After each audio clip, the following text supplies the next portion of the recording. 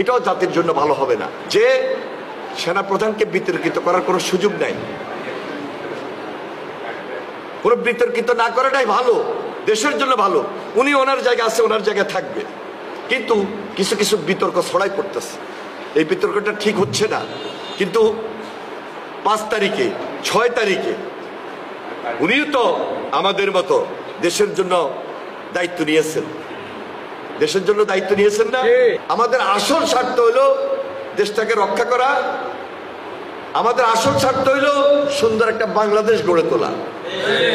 সেটা যদি করতে হয়, সেই টার্গেটে যদি পুষতে হয়, তাহলে একটা গণতন্ত্রের শক্ত ভিত প্রয়োজন। আজকের এই গণতন্ত্রের শক্ত ভিতকে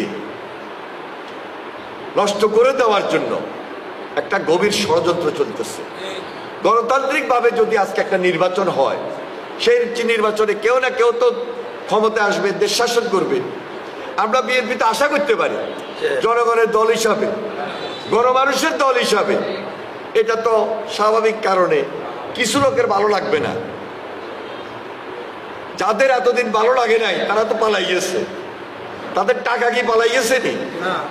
তাদের সব লোক কি পালাই গেছে নি? তারা এখন গভীর ষড়যন্ত্রে লিপ্ত হয়েছে। আর এই গভীর ষড়যন্ত্র লিপ্ত হয়েছে কিছু কিছু লোক নিয়ে, যারা বিএনপির ভালো চায় না। বিচারটা খুব জরুরি।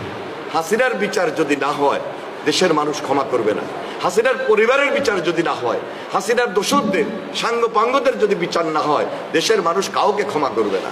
সুতরাং খুব সচেতন এবং সজাগ থেকে প্রত্যেকটা স্টেপ, প্রত্যেকটা বক্তব্য দেওয়ার সময় প্রত্যেকটা রাজনৈতিক দলের নেতৃবৃন্দের একটু চিন্তা করে দেওয়া উচিত।